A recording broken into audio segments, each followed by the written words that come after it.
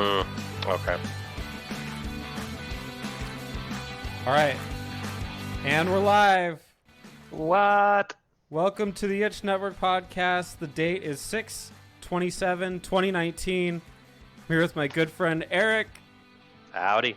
Eric, how are you, man?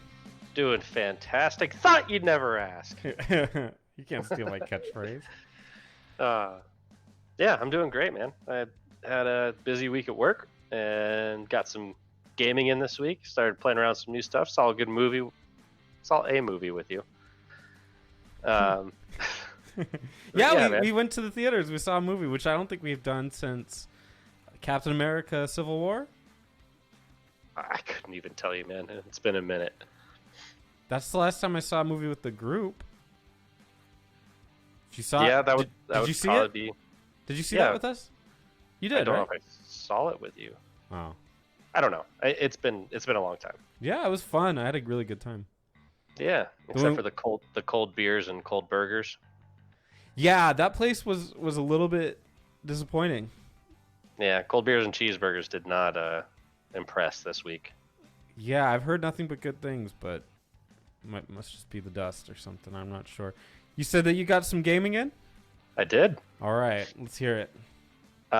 Played a little bit of Pokemon Go because I know that the anniversary is coming out, so I keep logging in to try and see what was up. And they actually had a weird instance with Pokemon Go where they sent me a notification, a free code on my second account.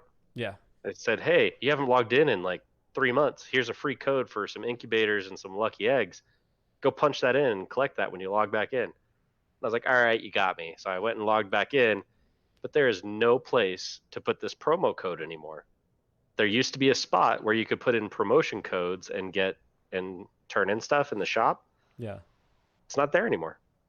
So they sent me this code, and then I responded back to their help desk and I said, "Where do I put this code in now?" The guy sent me the link that said, "Go to the shop, scroll to the bottom, it'll be right there." I took a screenshot of it and sent it back and said, "It's not there. It's literally not there." So yeah, I think they updated their game and forgot that section needed to be there. So they left it off the code or something? Were you able to submit the code? Nope. Are you serious? Yep. Yeah, I'm still sitting on the code. I have until the end of tomorrow to turn it in before it goes away. So I logged out of the game. What? Did you go online? Is this like a thing everywhere? I looked up a IGN article.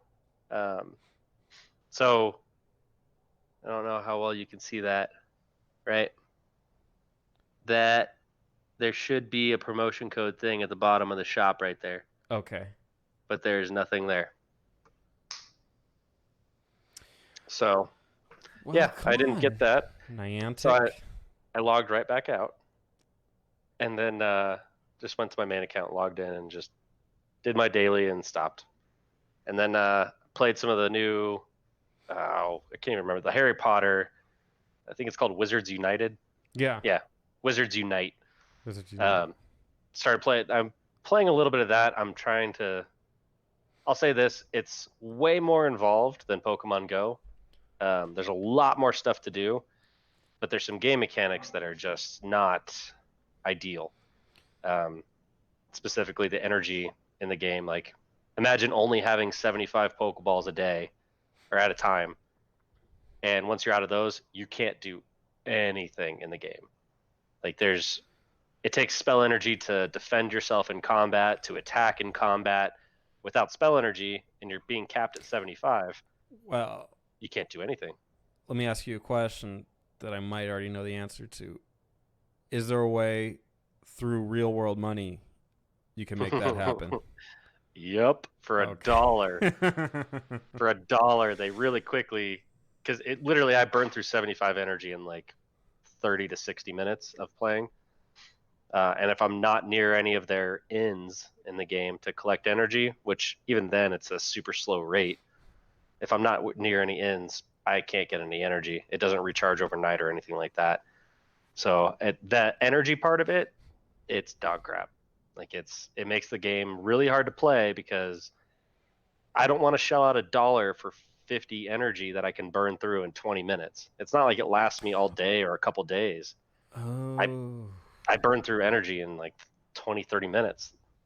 So I've been playing it a little bit more than Pokemon Go, but roughly I'm doing a daily and a half or 2 dailies in Harry Potter. It's a great game. It's a lot of fun stuff. Like the things that you can do in the game, a lot more involved. There's combat trees, like talent trees for like growing your character into different specs and stuff. I like that. Yeah, it's really cool. There's a lot of cool RPG elements to this, a lot more than Pokemon Go that I want to be able to do, but I can't shell out that kind of money for a mobile game like that. Like it's Yeah, just that's you why. burn through it too easy. On top of that, played Final Fantasy 14. I'm still trying to complete the original game, A Realm Reborn. It's not the original game, but the 2.0 The re-release one that of it. matters. The one that matters. Yeah. There's Do you know I just blew through 2 segues because we got segues for both of those games and I just lost them. I should have gone first. Oh well. Go ahead. It's okay. I'll just talk about everything all over again. Yeah. Can we repeat this? Final Fantasy 14. When you buy the game, so there's one thing that Final Fantasy 14 does that I'm for and against at the same time. Like I love it, but I hate it. They lock content behind the main story quest in an MMO. So unless you complete the main story quest, you can't get your class's next abilities. You can't unlock certain dungeons. Really? Yeah, So you could be like the next, like a level higher than what you're supposed to be to get an ability, but you haven't gotten it yet because you never. I'm currently 4 levels higher than what I would need to be to get this ability, and I can't until I complete patch 2.55 in A Realm Reborn. So I'm currently on I just started patch 2.5. So I have about 150-ish main story quests to complete before I can get my level 52 ability. 150? Yeah. How long does each quest take? The main story quests are a lot of dialogue, a lot of cutscenes. Can you skip that shit? You can skip them, yeah. And then JD will come and yell at you. JD will come and yell at me. The story's good. Like, you know what? It actually is. It's that right balance of political and like fantasy, like in combat and just kind of stuff like that. Like it's that right balance for me personally, to where I do enjoy the story and all that stuff, but sometimes I just don't care. I hate but yeah, politics and stories. I hate it. You know why? Because they always have to set it up. They always have to tell you about the 2 kingdoms and their history, and the kingdom of Eorza attacked the kingdom of Foulbringer in 20 negative AD or BC or whatever. And then with magic, it's like, oh my god, it never stops. And like, I'm not gonna remember that shit. You're not wrong, but Final Fantasy 14, like, it goes, there's a bad kingdom, there's a good kingdom, and it's very obvious. Like one's wearing bright white armor, the other's wearing black armor, and it's got like red eyes. Exactly, yeah. They do it. They keep it. Do any of those henchmen ever just look at each other and be like, "Hey, we might be on the wrong side"? Just like, maybe we'll go the other way. There is a character. There is one. I don't want to spoil. I couldn't even if I spoiled it, it wouldn't mean anything. But because you don't care. But somebody listening might freak out and be like, "Yeah, spoiler alert." You know, JD whispered to me that it wasn't for me. Is this game not for me? Final Fantasy 14? Yeah. You like MMOs, right? You like art. So I like World of Warcraft and Wrath of the Lich King era, early Wrath of the Lich King era. I don't like what they did at the end, but okay. So Final Fantasy 14 is around. It's like Burning Crusade, Wrath of the Lich King, somewhere in the middle there. Like as far as gameplay mechanics and functionality and stuff, there's if you want to do something, you have to be a certain class. You can't. The homogenizing is That is a good word they ha- for it. they have not homogenized all the classes So yet. not everybody has a stun break, dash, whatever. No, I mean CC. there's some characters have certain things, but like I was looking at playing a new DPS class, and I'll keep this explanation brief. I was looking at doing a DPS class, and it basically said, hey, all the DPS classes are viable. They'll all get you to kill monsters pretty quickly. But there's certain DPS classes that will benefit other DPS classes. So you have to have like a balance of them. So specifically, Dragoon in the game will buff the damage that machinists and one other class will do in the game. I don't remember what it was. But having a Dragoon DPS in the group, the machinist will cheer you on because they go, "Ooh, yeah, bring the Dragoon because he'll help me do more damage." To where the class I want to play, because he looks the coolest to me, is the Samurai. They call him a selfish DPS because he benefits nobody at all. He brings no party buffs. So they in WoW they would just go, "Oh, you know what? He'll have." Instead of a blessing of the kings for the paladins that gives everyone 10%, we'll give a gift of the wild to the druids, so they also give 10% bonus to. They just basically rename the spell. They haven't done that in Final Fantasy 14. Thank God. But going back to your question, is Final Fantasy 14 something you could get into? I would say yes, because the solo RPG experience is Final Fantasy quality. You can literally play this game by yourself for yourself and never have to jump in a group with uh you'll jump in groups with people and stuff, but it won't really matter. It won't impact your story experience. There's Okay. a very very heavy driven solo experience. um Would it be safe to say I could just do like follow the story on the main quest and then all the side quests or whatever, just skip all the crap? so yes, they actually mark what a main story quest is. There's a Yeah. fireball emblem around it, Okay.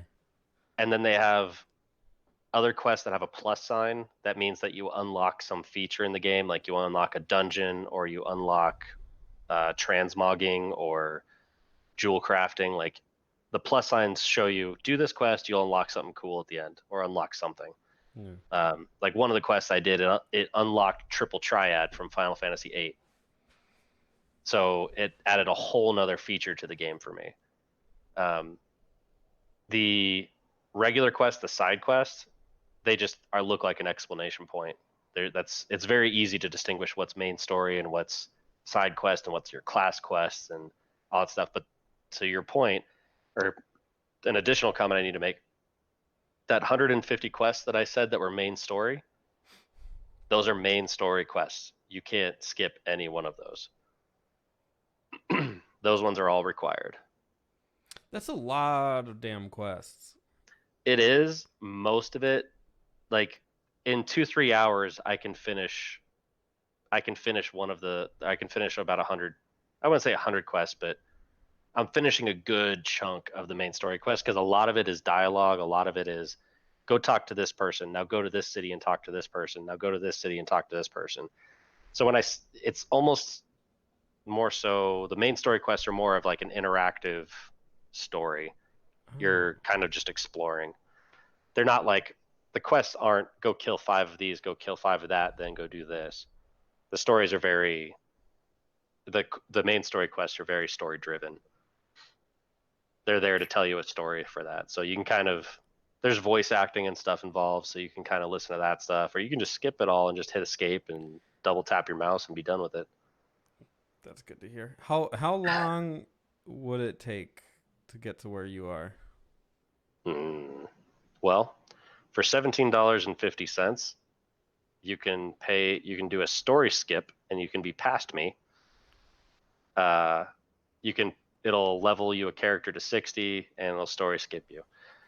If you wanted to actually play, I've been playing about 5 hours a week for 3 weeks.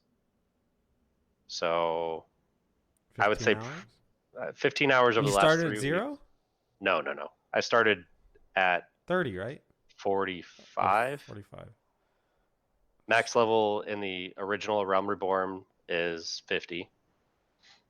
So I basically played like the last quarter of the main story quest um, in about 15 hours of gameplay.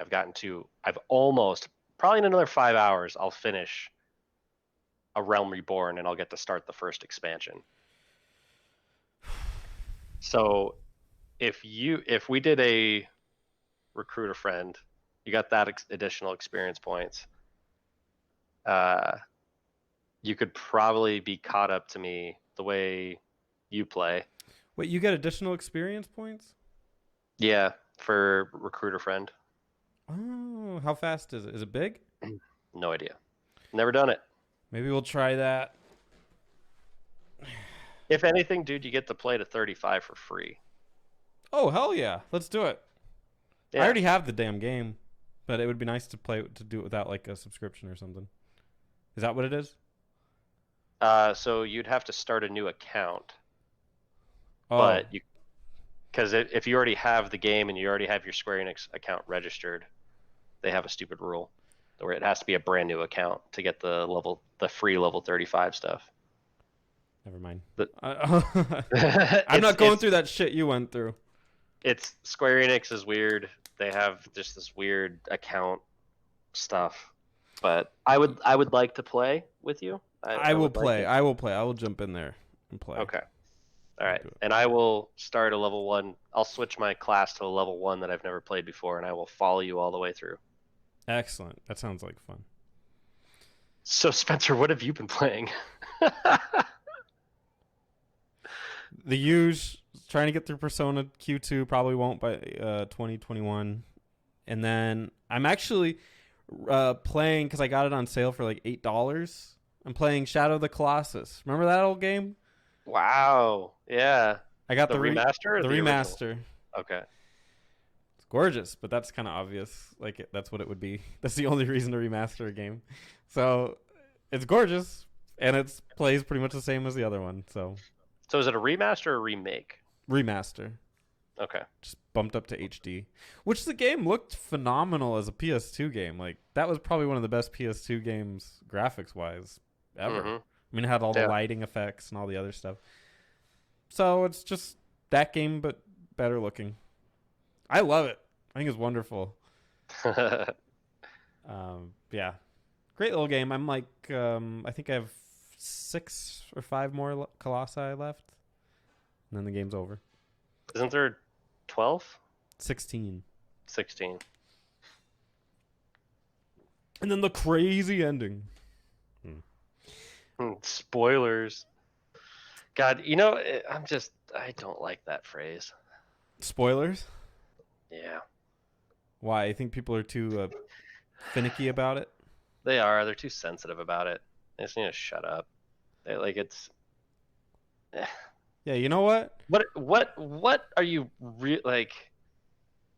If you haven't played it, if it's been out for a long period of time, if you're not on day one for something, you're gonna get spoiled. I'm sorry that you're not a super like. If you don't have time for all this stuff and all the things, and you're just gonna listen to people talk, then you're gonna get spoiled. Like if That's a good point. Like if you're you're passionate about it or you're not. And if you're passionate about it, you would know. Mm-hmm. Yeah. I don't know. There's got to be there's what do you think like what do you think for video games? Cuz video games are also like 40 hours long. I'll tell you this. For a movie, fuck it. For a TV show, probably fuck it too because you should have seen it. But for a video game, yeah, what do you think? Video game wise, with the libraries being backlogged and all that kind of stuff, I don't know. Like I maybe 2 months in. Like first off, don't put yourself in a position to where you can be spoiled. Yeah.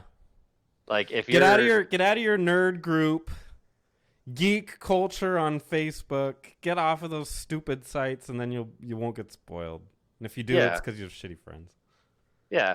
And it's like if you click on a link on a video that says, if it says that they're talking about, I don't know, Toy Story 4. If you can see in the link that they're going to talk about Toy Story 4, and we say in the beginning of the video we're going to talk about Toy Story 4, and you listen all the way through to hear us talk about Toy Story 4, don't be pissed that we spoiled the movie for you. Yeah, Because it's not like it's you're setting yourself up for failure. exactly. Exactly. I don't know. I hear that phrase way too much about people getting upset about being spoiled, and it's like then don't put yourself out there like that.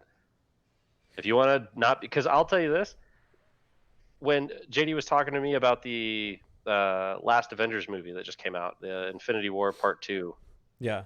he was like, "Oh, I got to stay off all my social media so I don't get spoiled and all this kind of stuff." And I was like, Well, "Oh, what do you think is gonna happen? yeah." So he's worried about being on the social media stuff because he's worried about being spoiled, and I'm sitting there like, I didn't have to make an effort to avoid my social media. I just didn't go on it for a couple days. Like I didn't go out of my way to avoid it. But if Yeah. I saw something like a headline and I saw a picture of Thanos or a picture of Captain America, I just kept scrolling. I didn't stop long enough to read the headline or anything. I just scroll, It's that scroll. dopamine shit. People get addicted to looking at that, and then they freak out when it doesn't work out, which it never does. Never works out. No, just chill out, just relax. It's not hard. I mean, it Well, also helps that I can't read, but oh. uh, Avenge. Well, yep. you probably won't need to read to play this game that's coming out on your phone, so you might be in luck here. Pokemon Masters is heading Oh, to phones. I heard. It's I heard about this. a yeah. I was spoiled. Were you spoiled about this one?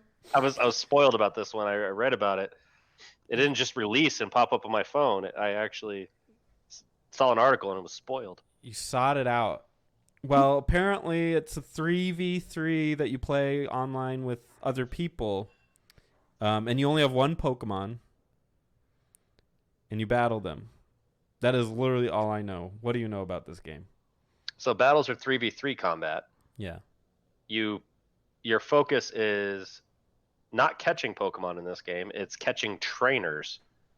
It's recruiting trainers to be on your team, and then each one of those trainers will have a Pokemon associated with them. So they're not battling with you live, just like their avatar is battling with you. Is that what it is? So there is I'm not sure if it's PvP wise but it's you as a trainer, so you have your account. Your job is to go play this game, and I guess there's PvE elements to where you can get Misty on your team. You can get Brock on your team, and then your character is on the team with your Pokemon, right? Yeah. Yeah. So each one of those trainers, Misty will have Starmie, Brock will have Onyx, and you'll have Pikachu or something. I don't know. However they assign you a Pokemon. You'll then go online and play other trainers that have built their perfect team. So they'll have their 3 perfect trainers. So you're a trainer with 3 trainers, and you're like what would that be called? The agent, like you're the recruitment agent for the 3 trainers. Yeah. You select their cards. You go, here are my 3 cards. Sending out these trainers, and they bring along with them these 3 Pokemon, and I'm coaching these 3 trainers on this battle. Yeah, and each like trainer has some abilities they can put in, right? Yeah, they can. I guess they can heal and do Buff, other things. just do buff. Yeah, So exactly. do we? I guess I would need to know, like, are the people that you're fighting, are they cognizant? Like, are they actually there fighting you? Or is it just the computer and you're up against the computer? That is like an avatar of somebody else's team. Oh, okay. So I get what you're saying. So is it PvE? So obviously there'll be PvE mechanics, and then PvP. Is it live or is it Kind of like script? on the Pokemon Go thing with the gyms, right? Yeah, you leave the Pokemon and you're fighting someone else's Pokemon. He's on auto attack. Yeah. Yeah. So is it PvP where it's actually live, or is it PvP where it's scripted combat? Yeah, it's like, oh, I beat you, but you just beat you didn't, because like if I were playing, I would have used my trainer ability here in a Mm. strategic way for some reason. So That yeah. is a good question. I thought I read something about it being live, so you could do it in like in person. But maybe there's I don't know. I don't know the exact mechanics of it all. I just know instead of catching Pokemon, you're focusing on battling. Um, which the graphically, I actually am like graphically it looks great. I'm really happy with the way they're doing their cutscenes and stuff like that for the games, and I think the art style they're going with for this stuff is consistent with the TV shows and movies, along with being very vibrant, and it looks like Nintendo got out of the 480p content. Took them long enough. Yeah, it looks like they're consistently now animating things and drawing things at 1080p HD uh, level of art.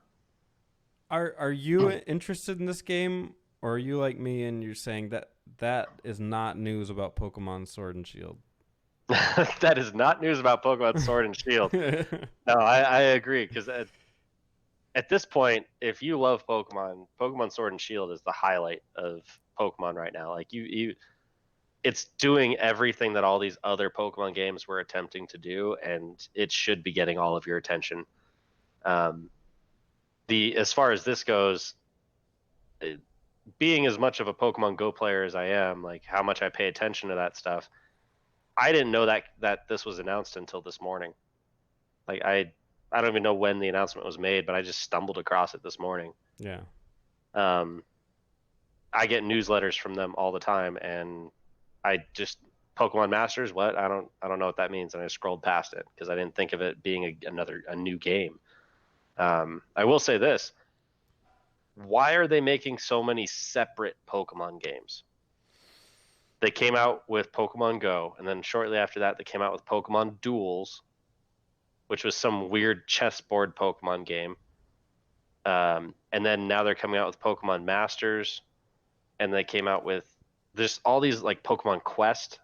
They came out with all these little weird renditions of Pokemon, and it's all bits and pieces of what Pokemon is. Why don't they all just mush this into Pokemon Go?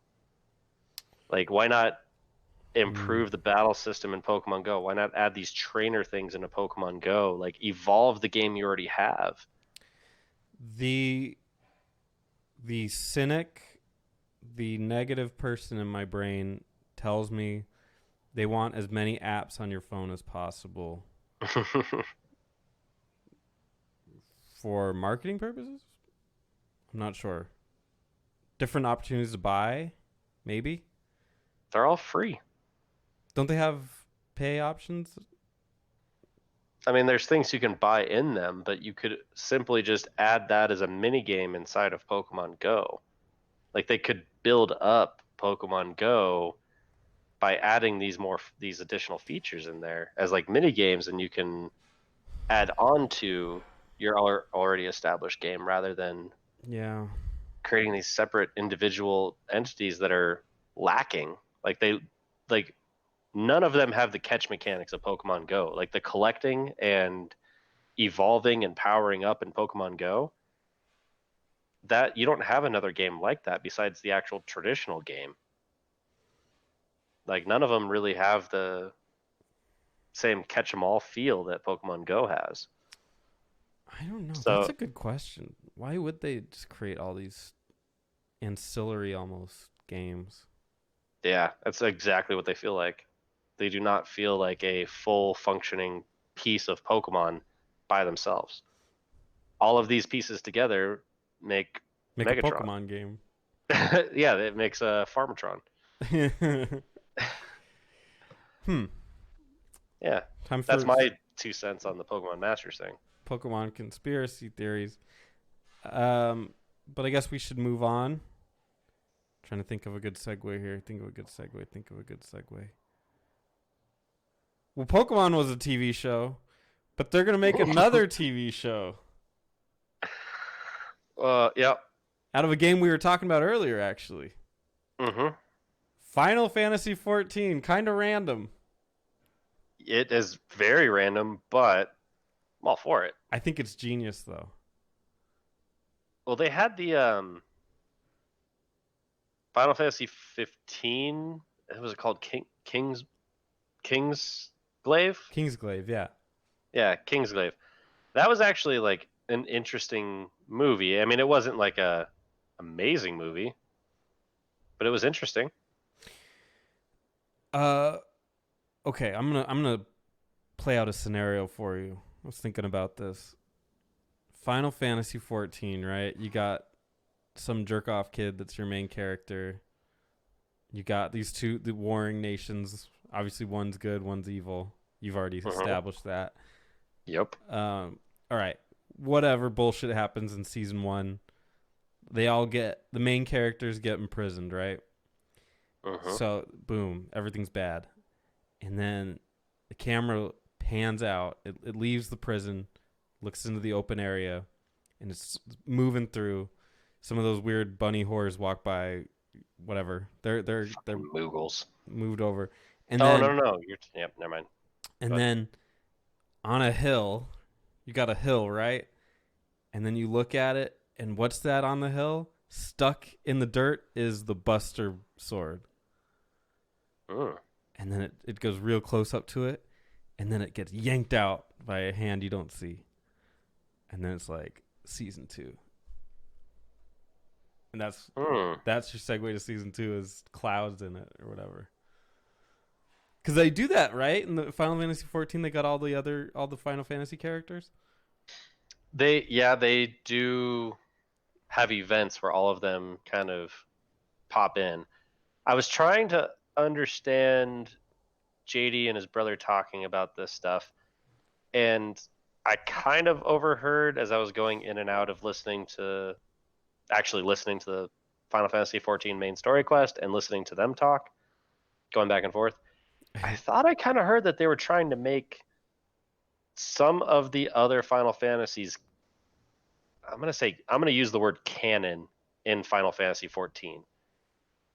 Like he was saying something about how they're trying to implement or introduce the worlds of the other Final Fantasies into this. Like the histories of them were kind of getting meshed in, but I don't know how close to the roots of Final Fantasy 14's history all of these other Final Fantasies fall in. 12, 9, and Tactics all take place in the same planet or world, right? Aren't they all Evilies?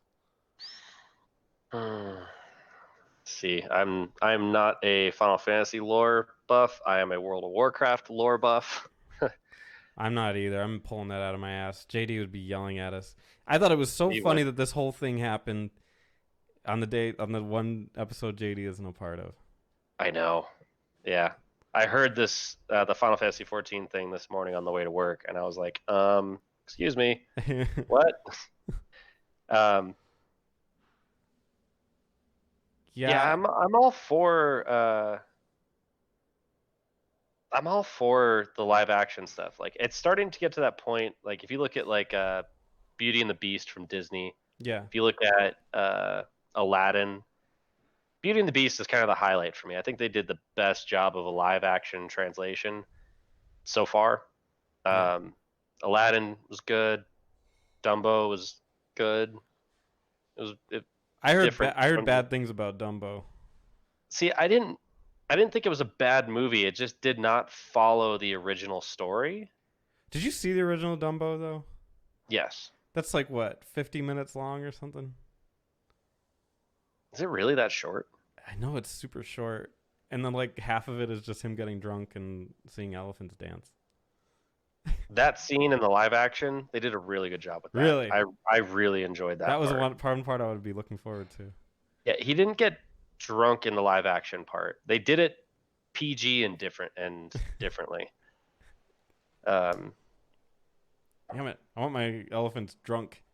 yeah, it was an interesting retelling and the animation and graphically and Danny DeVito and all that was great. I loved it.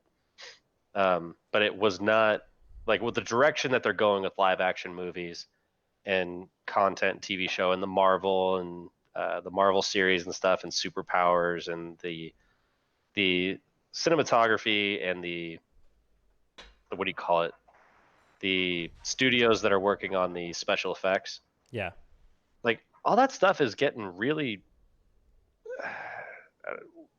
it's costing less money to get more of it in. You can tell because everything is that now. Yeah, it's starting to eke its way into everything. Everything's getting a little bit of a facelift with special effects because it's just becoming easier to implement into content. So I'm excited because Final Fantasy 14 of all the Final Fantasies, I can tell the realistic art style that they lean towards. There's still all the bunny ears and all that kind of stuff, but they can make bunny ears look more real now. Yeah. So it has a huge world and there's so much that they could build off of. The world is beautiful. Like I'm pretty sure this entire game was made in Iceland and Greenland. Like uh, everything is so beautiful in this game. Even the deserts look great in this game. And I've never loved desert levels in any video game I've ever played. But going to these desert towns and stuff, it doesn't feel like I'm just looking at a yellow blotch on my screen. Or Like it's going to a snow place and seeing a blotch of white. There's yeah. actual texture and color to everything. Wow. You're jazzing me up to play, man. I'm like I'm down. I think I might even install tonight. Well, you should install tonight because you can't play tonight because Final Fantasy XIV's newest expansion releases tomorrow. Their early access releases tomorrow, and to combat that, they are actually doing server ramp up right now. They're doing server maintenance. They took the entire game down for 24 hours, maybe longer, and they have been doing nothing but patching their servers, preparing for the influx of players. Is JD in his room just sucking his thumb right now? I think he came home and went straight to bed. He took tomorrow off, right? So we could play? Yep. I am going to laugh my ass off if the whole thing gets delayed because of server issues. If they spent all this extra time to do it. Like 8 p.m. or something rolls around, they're like, okay, we can release it now, and it goes live, and It's Saturday morning all of a sudden. You're yeah. like, wow, all right. Yeah, Lol did that to me all the time. Somebody else Really? has to feel that pain. Dude, but I was unemployed, I think 2011? 2012? I was unemployed, like obsessed with that game. And like on the patch days on Tuesdays, I would just sit and wait at my computer. That's how sad my life was at that time. Wow, that's a window into my life. But yeah. See how far you've come. That's the focus. Yeah. Yeah, come a long way. But no, so Final Fantasy XIV's expansion comes out to the early access starts tomorrow. So you could probably download and install the game tonight, but you wouldn't be able to play until tomorrow or tomorrow probably. Okay. I do know that they give priority to login to actual subscription-based people. So people with a free trial account, they may have to wait a little longer to log in. I'll be using my current account. I'll just pay for a free trial, or not a free trial. Pay for the subscription. Okay. It's like $12. It's like $2 cheaper than playing WoW. More incentive. You ever gonna go back to that game? Not classic. Classic is its own thing. You ever gonna go back to real WoW? I actually just got a notification from WoW yesterday telling me, "Hey, come back to play Battle for Azeroth," and they sent me a $20 off code. And I'm like thinking to myself, like, yeah, you're giving me a $20 off code, but I still got to buy the previous expansion and then pay for the game itself or pay for the online subscription. I was like, damn, like even if you give me $20 off, It costed me like that's more. yeah, it's still gonna cost me like $80 to get started again. I didn't even bother clicking the link and looking it up. I was shocked you didn't play the last expansion. Battle for Azeroth. Yeah. Yeah, it comes down to gameplay. I love the lore. I still keep up with the lore mostly. I'll read articles here and there, waiting for the next book to come out. Just I gonna love the world. spoiling yourself. I love the world, but the gameplay, it's just way too homogenized. The numbers are way too large. Like it's way too easy to do things Yeah. solo. Like I don't feel challenged playing alone. The only content I feel challenged on is raiding or doing like the extreme modes in dungeons and stuff. And it's like I don't. And on top of that, you get no reward for it. Like you could sit there and play for hours if you're geared enough to go do extreme modes in anything in that game. You're too geared to the point where 3 hours of gameplay is going to get you maybe a couple points of upgrade if you're lucky because of the RNG. So like I'm just not an end game gamer anymore. So I just can't rush all the way to the max level and then challenge myself. I need to be challenged along the way. Dude, I'm the exact same way. That's Yeah, why I won't even bother playing World of Warcraft anymore, because I know it's a race to that end game, and I already had the fun of getting to 80. Like yeah, the rest of with it, it's not going to take long to get to the max level on the newest ones. Hell, no, they even let you pay to get there if you want, basically. yeah. So, Even I if you didn't, it's still like what I think the average for not speedrunners but for enthusiasts mm-hmm. was like 12 hours. I think the last time I heard to get to max level. It's a joke. So each expansion takes someone 12 hours to get to max level, and WoW. That's where they like. So Final Fantasy 14 says, "Great, you leveled to max level, cool, but we're still going to make you play the story. Like you still have to play our RPG Mm-hmm. before you can fully play our MMO. Yeah.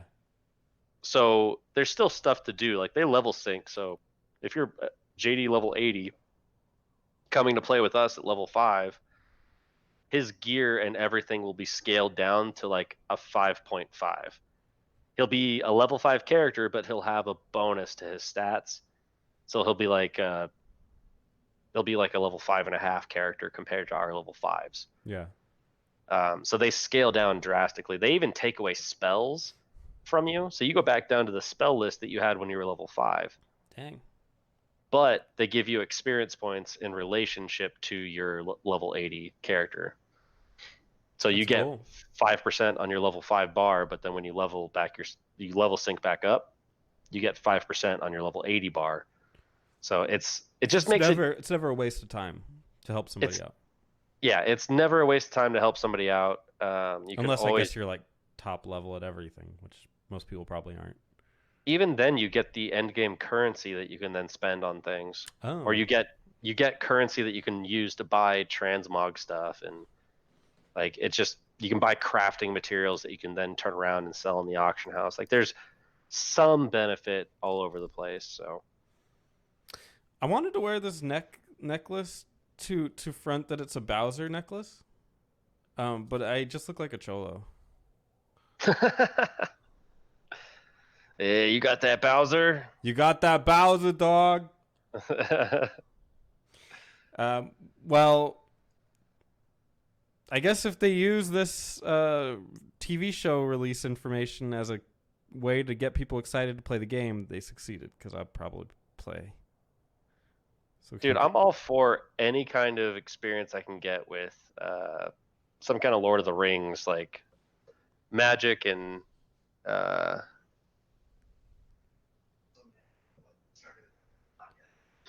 oh, what at the start. you might recognize that smirk, that giggle. I recognize that smirk and giggle. I don't give a shit about it. It's the kid. I'm fucking mad. It's the boy. What's the title of our episode? I just called it 6/27, 2019. Oh. What? Appreciate you. For our game. Our game. Yeah. It's not Spencer's game. You wouldn't like it. I told He's you. Wouldn't like him in it. He's downloading it. Yeah, I'm getting that's in what it. you get. That's what you get. JD with that Anyways. disrespect. So, Final Fantasy 14 live action show. I'm looking forward to it. I am all for any kind of fantasy, magic, sword, shield content you want to throw at me. I'm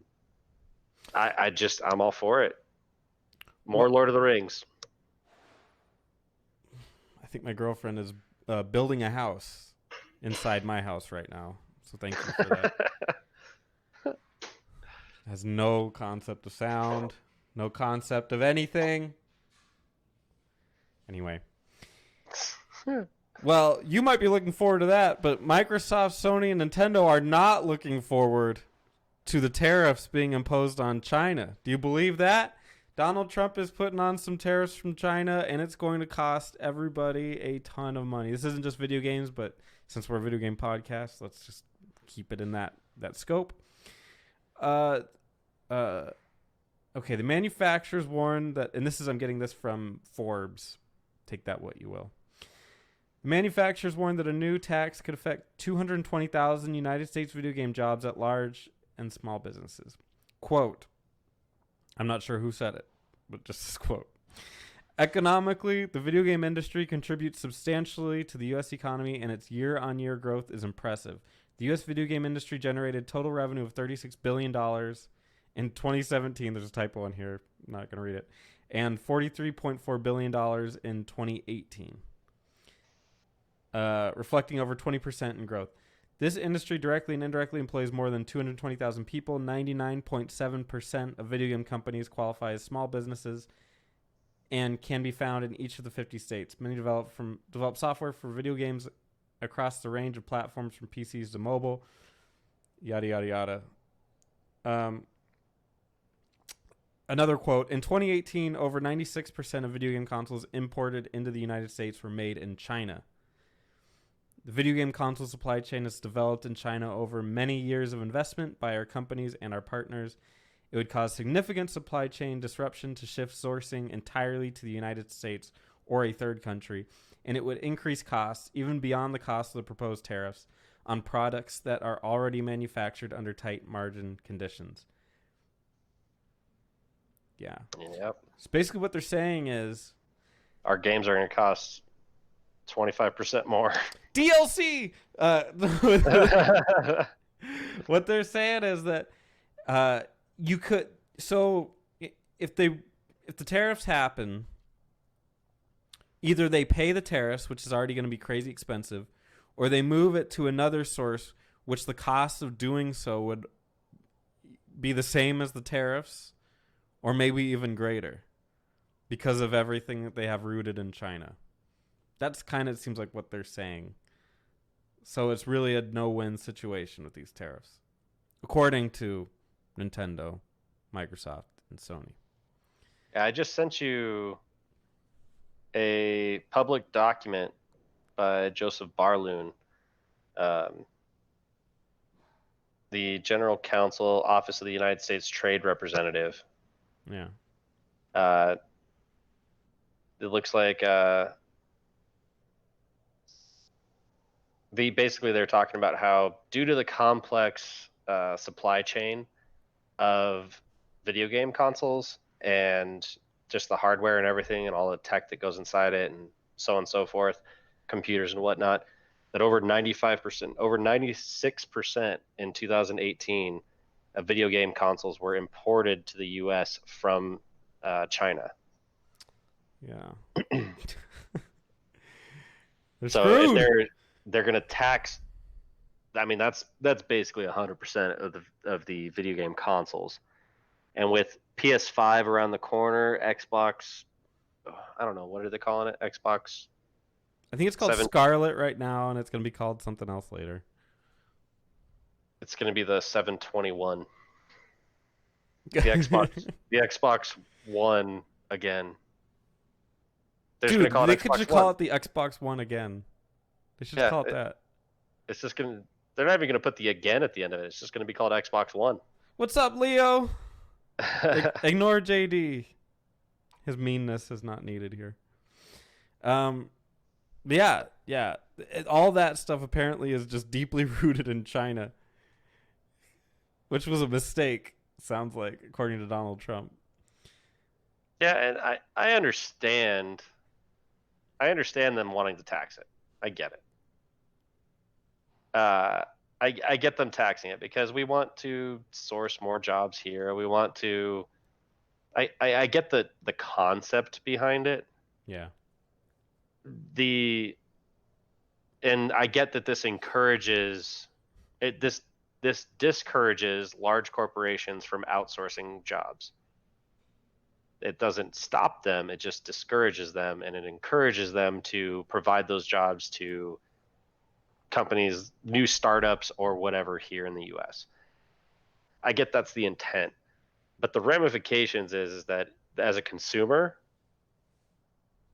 we don't give a shit where it's made from, who makes it and all that stuff. We just want the product for as cheap as possible.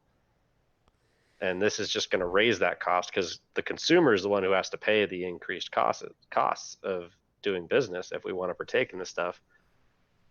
So your $400 console is going to get pushed closer to $500 because that's a 25% increase from a $400 console.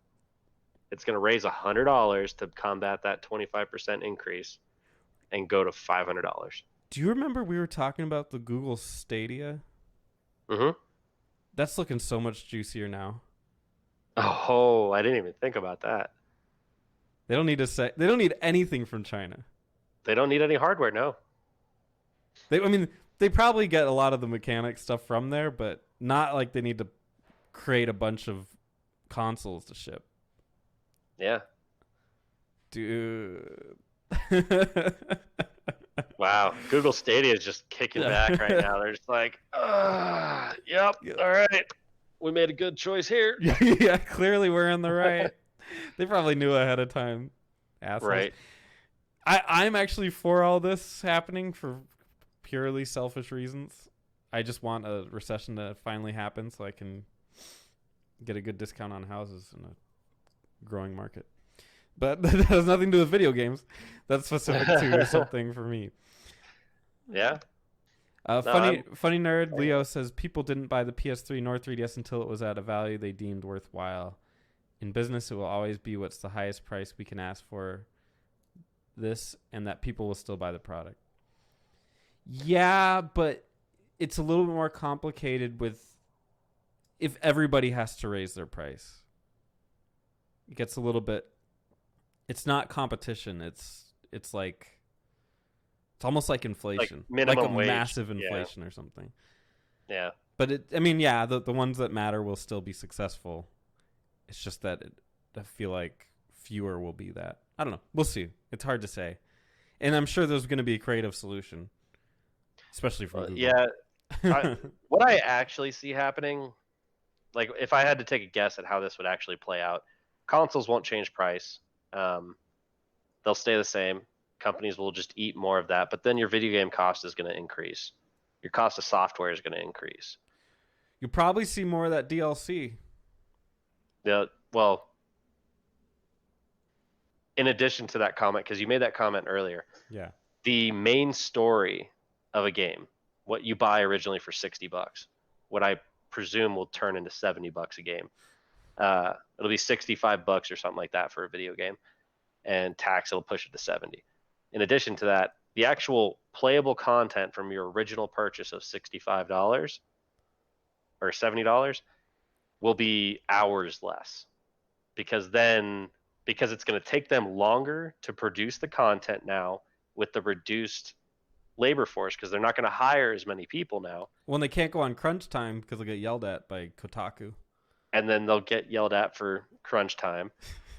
So I foresee like they're going to run into that issue where they're not going to have the labor force because they have to spend more for their resources now. So they're going to have a smaller labor force. So they're going to have less content they're going to be able to produce within these deadlines because the deadlines won't change. They'll still get pushed for those short deadlines with less staff. They'll create efficiencies. There'll be some creativity that comes out of it. But overall, the content hours that you're getting from your original purchase will reduce.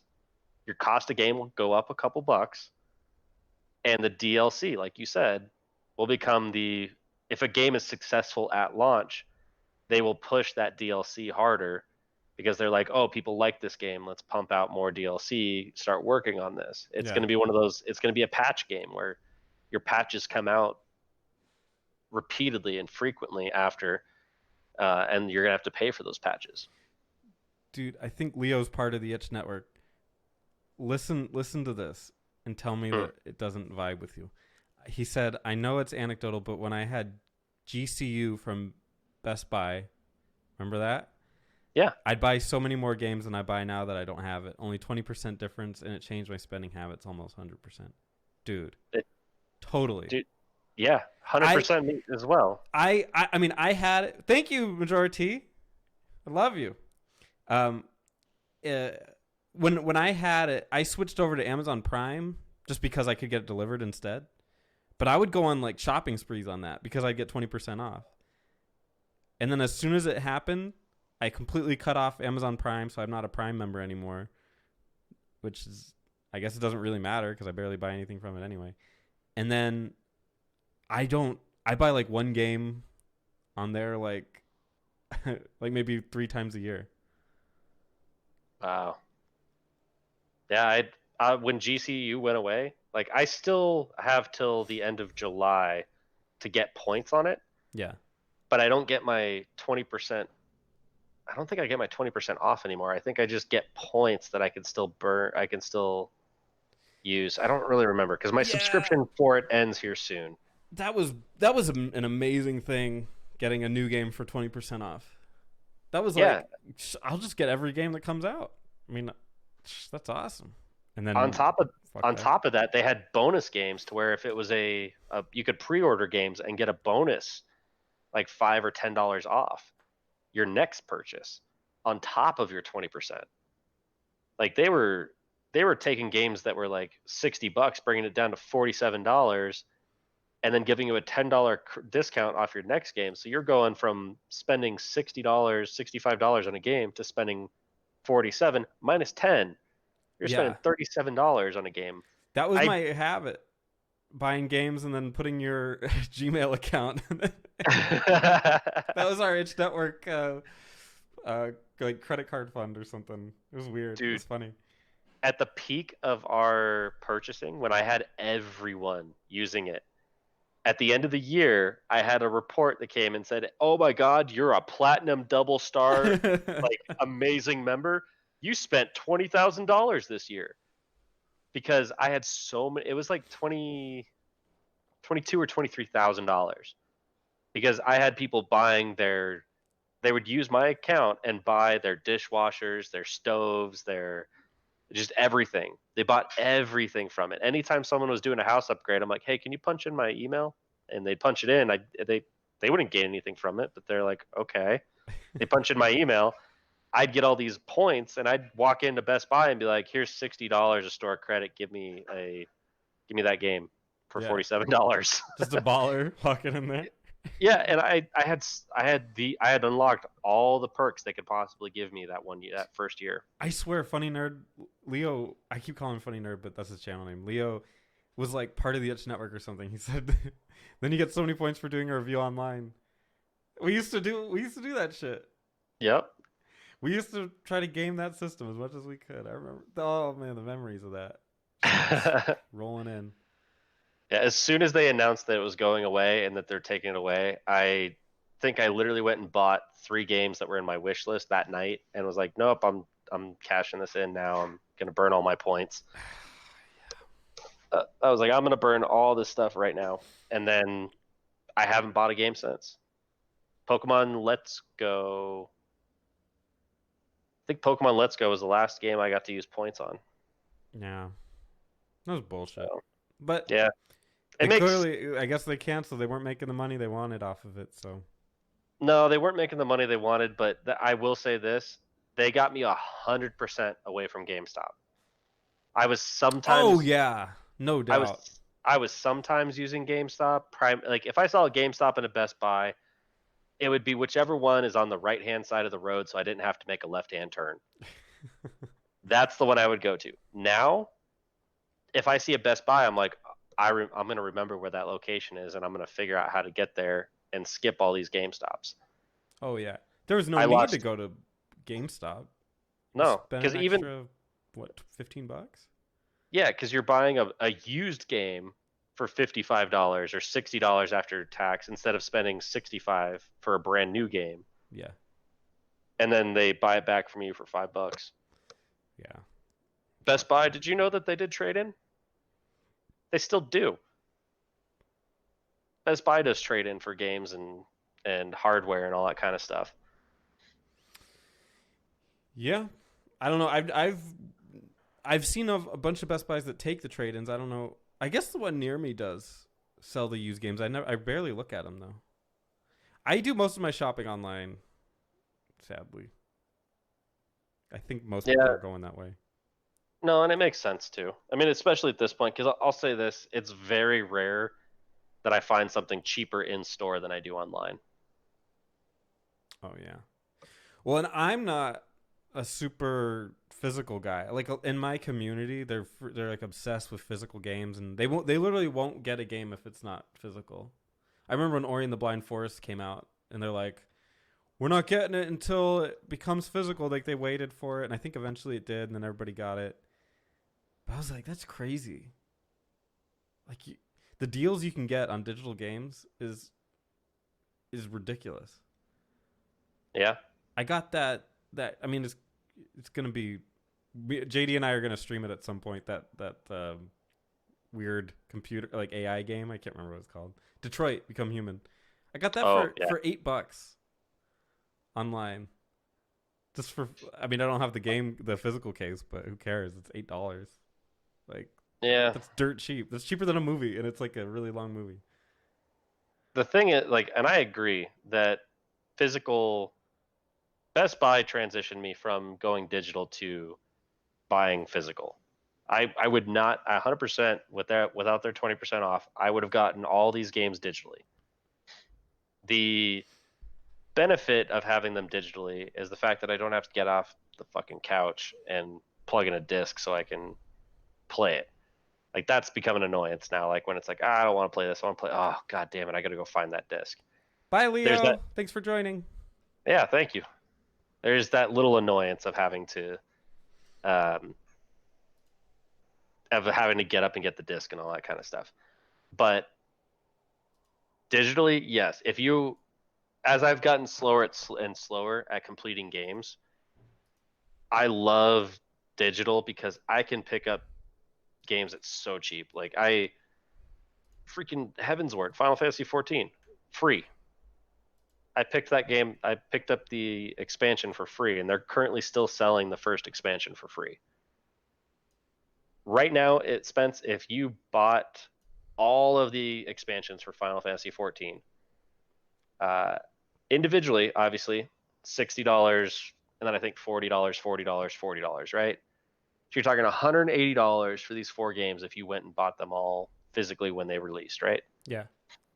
You can buy all four games, the three expansions, the one that comes out tomorrow, and then the two that have already come out in the original game for $60. Beautiful. Yeah. And I found the first three expansions on sale for $15 like a couple weeks ago. And it was even so I've spent I think $40 on this whole deal and I have all the games for $40, originally 180. Like it's if you just wait and for the sales and stuff to come, gaming can be really cheap. But not with those tariffs. Segue back. How's it going, completionist? The completionist actually just went to a horror convention. He had like 1 billion pictures. He took it with all these different people, and I gotta tell you, there were some hot chicks that he took some Oh, pictures with. where can I see this? Where am I going? It's on his Facebook. You gotta have him on Facebook. I'll send you his thing. I'm sure he'll I appreciate. don't. You mean I can have 2 friends now? Oh, I don't know if he accepts you. Oh. You're a tough sell. But yeah, you gotta check that out. He's got tons of freaking pictures. It's crazy. So if you like horror stuff, he should make a video of all the stuff he's done. Maybe he has. So, but the last thing we got to talk about. Oh no, actually, real quick, let's cover this thing.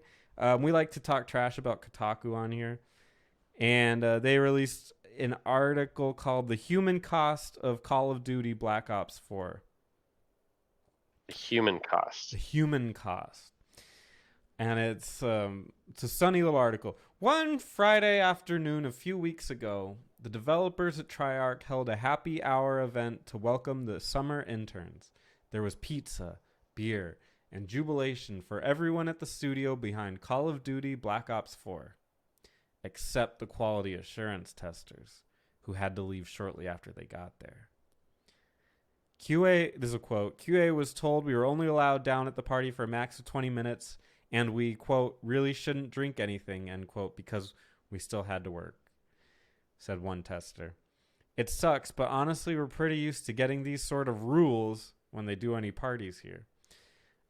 They go on to talk about how they're, a lot of them are temps. Thing is that they get, if you don't know what temps are, that's basically a temporary employee. They get hired on. Sometimes they're seasonal. Sometimes it's in the video game world. It's for projects. So for games, they'll get hired on to do temp work. They get paid a base wage around $13 an hour. Actually, that's what I made as a temp. Granted, that was like 7 years ago. They work around 70 hours a week, getting a bunch of overtime. So basically, what the problem is, the point of the article is that these people, while they work on the game and they test for the game, they're not really given the same respect as the people that are full-time salaried or whatever associates.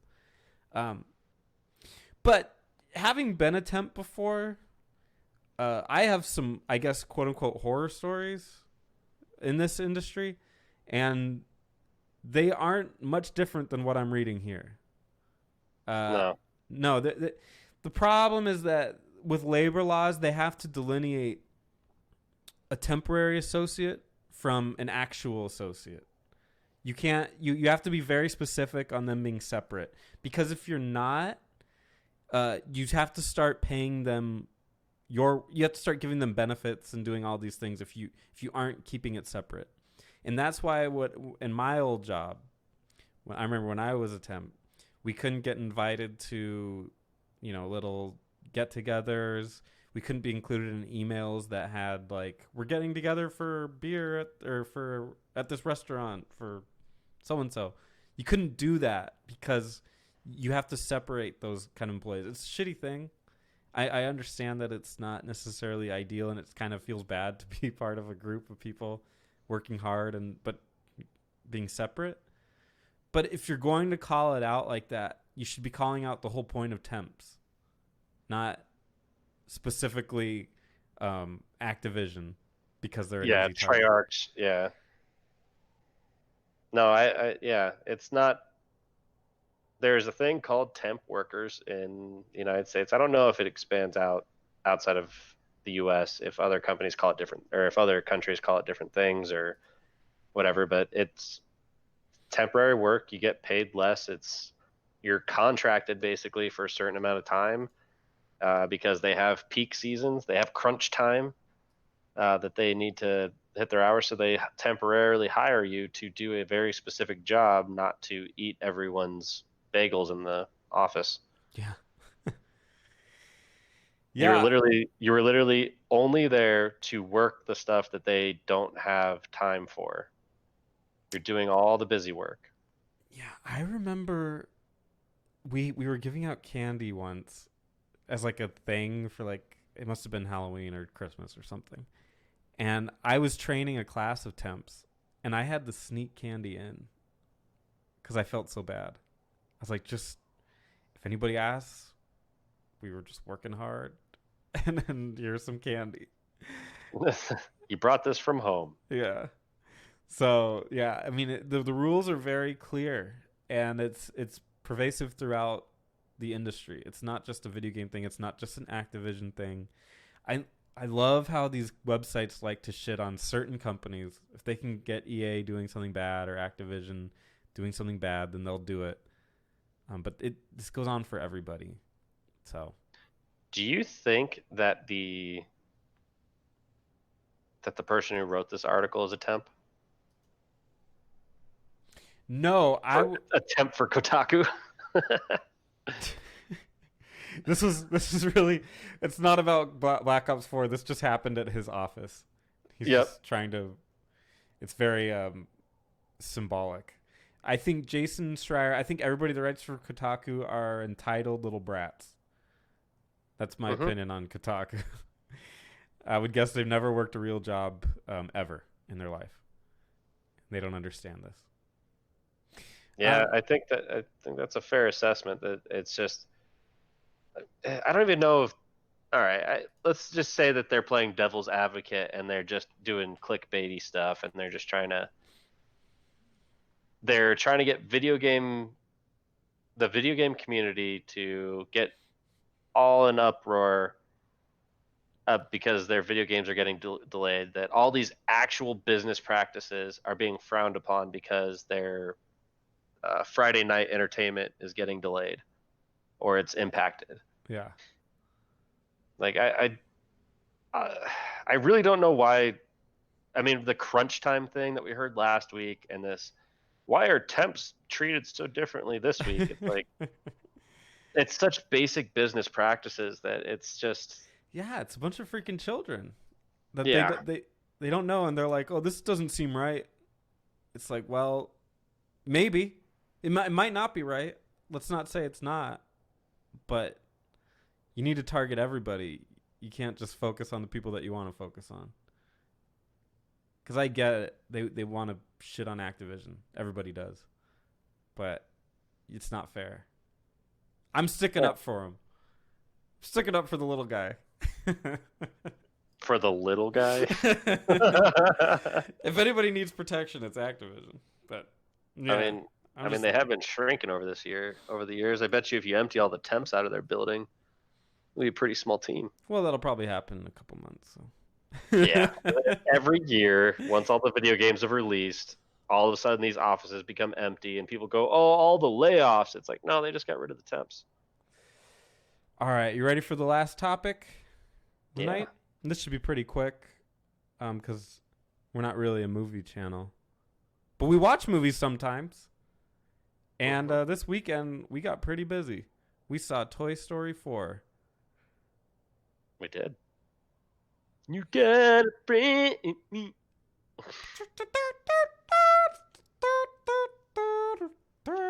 Man, I heard that 50,000 times playing Kingdom Hearts. So yeah, Toy Story 4. You pick up, you start playing. You're not playing. Sorry, I was thinking Kingdom Hearts. No, you start watching, and it's Woody. Hey, howdy, howdy, howdy. I wish Buzz was in it more. I miss Buzz. I like him. Overall, what's your feeling on this movie?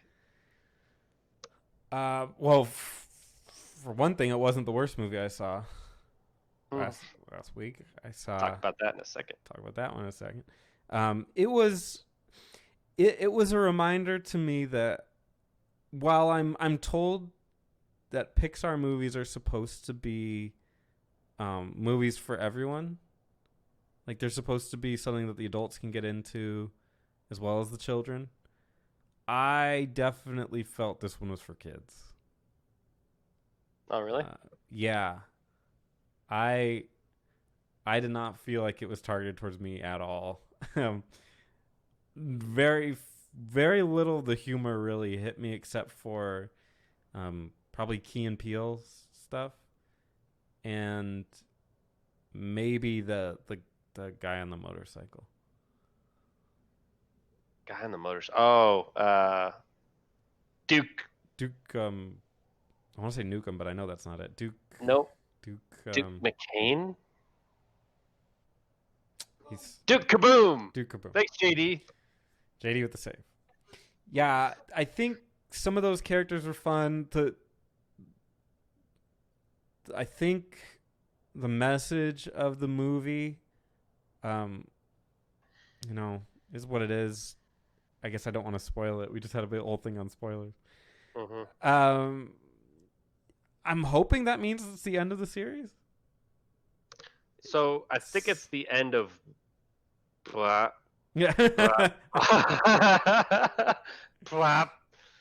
I'm just gonna stop there. No, it. Okay. Toy Story 1, 2, and 3. Great movies. Toy Story 4, it kind of felt like a Christmas special. Like, Yeah, like all the characters kind of rotated. They had a little moment in the spotlight. but it focused on just one character, and it didn't. It was like Frozen does Christmas, or Trolls does Dance Off. Like it was like Yes. a spin-off of Toy Story. Yeah. So it wasn't terrible. It was good. It held up to what animation wise and sound and audio and voice acting and plot wise it held Dude, up you know what's to. funny? I saw Toy Story 1 like a weekend ago, maybe 2 weekends ago. Mhm. If you put them side by side, like holy shit, animation's come a long way. Really? Oh yeah, it's night and day. They look so Huh. much better now. It shocked me because Toy Story was like the big revolutionizing movie. But yeah, Yeah. keep going. Well, we have talked about like graphically everything's improved a lot. But anyways, it uh it fulfilled the Toy Story need, but um, it wasn't like a revolutionary like Toy Story 3, the ending of that, it was like, wow, okay, good job. Like you guys did a great job telling this story and like having meaning and purpose behind it. This one, it had meaning and purpose, but it was kind of more of like a halfway through the movie, you got it. Like where it Yeah, was like, all it was right, beating you over the head the entire time. yeah, like halfway through the movie, I was like, okay, I actually feel that one. Like I felt the message has been conveyed, received, digested, and I'm pooping it out now. I'm halfway through the movie. Yeah. Like I was thinking about what I would think about it in 24 hours. Like after you see something or after you experience something, like the thought process you have about it the next day is what I was having in the middle of the movie. That's wild. I was thinking about, well, what am I going to remember about this movie? What stood out to me in this movie? Oh, wait, it's not over yet. I can't think about that yet.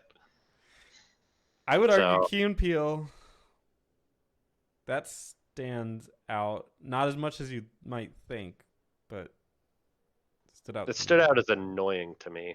You thought they were annoying? I thought they I were did. kind of annoying too. Okay. I kind of agree with you on that. Yeah, But I they thought got on my nerves. they're funny. It was them turned up, but for children. Yes. So it's what you'd expect from them, but yeah, like cranked up, but in a weird kind of kiddie way. Which, again, I'm just like, I should like it because I like them, but I didn't. I feel like it's not for me anymore. I feel like this is for the kids, and I was just kind of left behind. Have you heard about this? Is really, I'll briefly cover this. There's like a little bit of talk about a conspiracy with Sporky. No. And he's like a transgender Toy? toy. Yeah. In one of the movie cutouts at the theater, He's like holding a fork in one hand and a spoon in the other, and he's obviously the in between. And then if you look at his little feet, he's got rainbows painted on his feet. Huh. So like, oh, it's like subliminal, like trying to get your children indoctrinated. I don't know. I thought that was weird. It's like, who cares? But whatever. Yeah, it is one of those like who cares things, but at the same time, it's like someone did like, those hidden messages that like animators and people put into their content, like the secret levels and whatnot, the Easter eggs. Yeah. It's like it's one of those Easter eggs where that guy's like, I got away with it. Yeah. And now he's gonna be like, now everyone applaud me for my inclusion. Yeah. I don't know. The video that I saw was like, let's boycott this movie, and I was like, I mean, it's kind of silly, but I don't know if it's bad. It's just there. I would much rather the subtlety of those kinds of comments rather than anything being beaten over my head. Like if they want to put in there like donuts, if they want to put donuts in the movie, and they're like, oh, because I put donuts in here because Walt Disney loved donuts. Mr. Disney loved donuts so much. I put donuts in the thing. It's like, cool. But you don't have someone in the movie going, Walt Disney loved donuts. Eat more donuts. Yeah. And then he's in the commentary being like, I put this in there because Walt Disney likes donuts. Yeah. Yeah, like subtlety goes a long ways, guys. Like just you don't have to be the loudest voice in the room for you to matter. Just chill. So what do you think for Toy Story? What would you say? Recommending it, or how would you do it? It got me a buzz, buzz, buzz, buzz, buzz, light year away. That's a great one. Yeah, I don't know. I guess I would recommend it if you have kids and you want to watch it. If you're an adult, it's off or something. Box. Yeah, it's definitely a red box. Play video games while you listen to it. Yeah. Peek up when things get exciting. Shit, you know what? Netflix it. Netflix it. You'll probably have to Disney whatever it. Oh, yes, you will. Streaming service. It's not the worst movie I saw though, because I also saw Men in Black International, and oh my god, if you thought it was gonna be anything like Men in Black, you'd be severely disappointed. Was it just basic? I didn't see it, so I'm just gonna ask: was it the Kingsman meets Men in Black? I've never seen Kingsman. Oh. Let me make sure I just referenced the right movie because I'm bad about this. Kingsman. What's up, Leopold? Yeah, Kingsman. It's the British 007 meets. It was aliens. It was crap. I don't know what combination of movies it was. It was just crap. Yeah, it was so bad. Toy Story meets Terminator because either franchise can't stop making below average. I would say Toy Story makes better movies than Terminator, but that's just me. I haven't actually seen any of the new Terminators, but I've heard. But yeah, Men in Black lacked any of the charm of the first one. I love Men in Black. The first Men in Black movie is like, I used to watch that every day. I watched actually just the same day I saw Toy Story. Ironically, I saw Men in Black as well. I'm not sure how that happened, but that happened. Men in Black is great. I love that movie. It's so funny even today. Will Smith is so charming. All the characters are great. Like it's kind of subtle. It's campy at times. It's special effects aren't horrible. I mean, they're not great, but they're not horrible. This movie starred the two people from Thor Ragnarok, Chris Hemsworth, and then the black girl that's now Thor. I don't know how that works. Whatever. Valkyrie? Is that her name? Yeah. Stars those two. And Chris Hemsworth is so funny in the Avengers movies. He's the Thor that you thought would just be Thor, and turns out is like really funny and charismatic and awesome. Like, who would have thought that Chris Hemsworth would be so great at that character, especially judging by like the first two? Be like, fuck that guy. He's just a pretty face. Turns out no, he's really hilarious. He loses all of that in this movie, but he tries to be Thor, but the writing or something cuts all that off. He's not funny at all. The main character, that girl, I don't know what her name is, she was so bad. Like, again, Really? I don't know if it's the writing, because she seems all right in Avengers. I mean, not like main character status or anything, but she seems all right. Horrible. The plot moves at this ridiculous pace. She's in the Men in Black within like 10, 15 minutes of the movie. She's already an agent. Apparently knows how to shoot guns, even though I didn't see her ever go to any of that. The whole movie, it's I didn't laugh once. I laughed more at Toy Story than I did at Men in Black, because I laughed at Toy Story occasionally. Men in Black was awful. I literally could not recommend it to anybody. And if you see it, may God have mercy on your soul.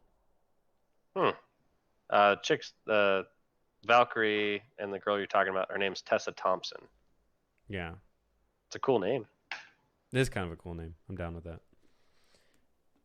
Shitty movie, though. Don't go watch it. Spend your time at Toy Story. If you have or playing Final Fantasy 14 with us. One of us. That's what I'm going to be doing. You know that. Anyway, that's all we have for today. Thank you so much for joining us, everybody. We had a great show with Leo, Majority, it's Teddy, Derek, and Butters, and a little help from JD. So thank you for that.